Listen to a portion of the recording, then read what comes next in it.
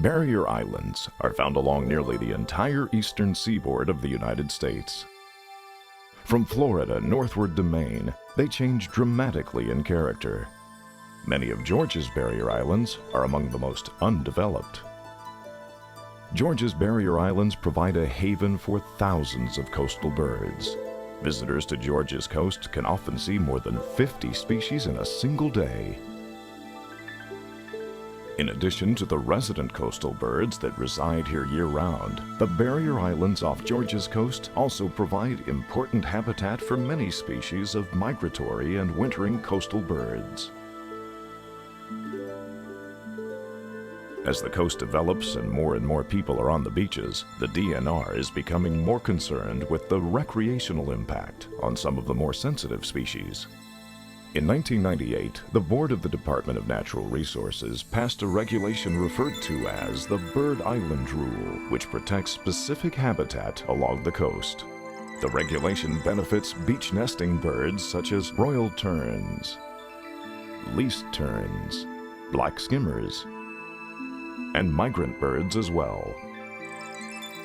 One species of concern, the red knot, uses Georgia's beaches as a critical stopover during their nearly 11,000-mile migration from South America all the way to the Arctic.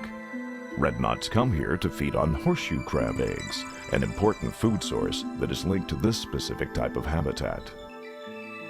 Areas like this one on Little St. Simon's Island are considered low-energy beaches. The sand is soft and loose as a result of protection from the constant pounding of the waves. In addition, sediment carried by the Altamaha is deposited at the mouth of the river, which then creates habitat for many invertebrate animals, such as small clams, horseshoe crabs, and marine worms, that then become food for coastal birds. Although there are areas, such as on Egg Island Bar, that have been designated as off-limits to visitors and their pets, there is still a need to inform the public about the impact that people and their pets can have on coastal birds. Beach nesting birds prefer to nest above the high tide line on wide terraced beach flats or on the dunes. They lay eggs on the beach in shallow scrapes in the sand. After hatching, the chicks hide on the beach or in the grass.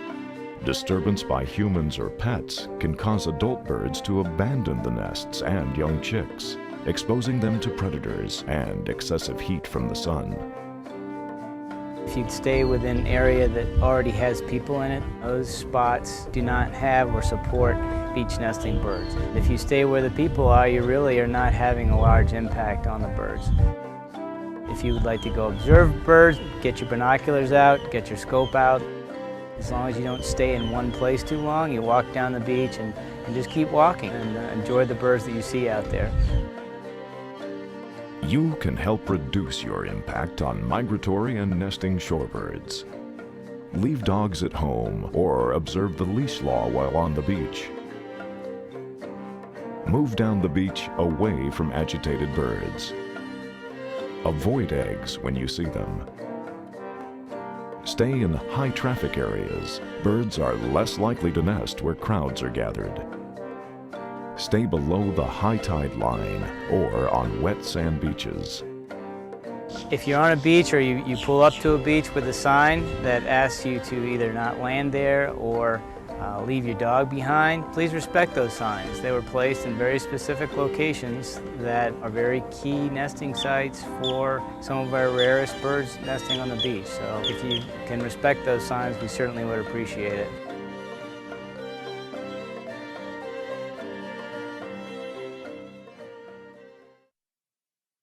For more information on anything you have seen here, please contact the Public Affairs Office at 770-918-6400 or visit our website at www.georgiawildlife.com. This project was made possible by a generous grant from the Environmental Resources Network.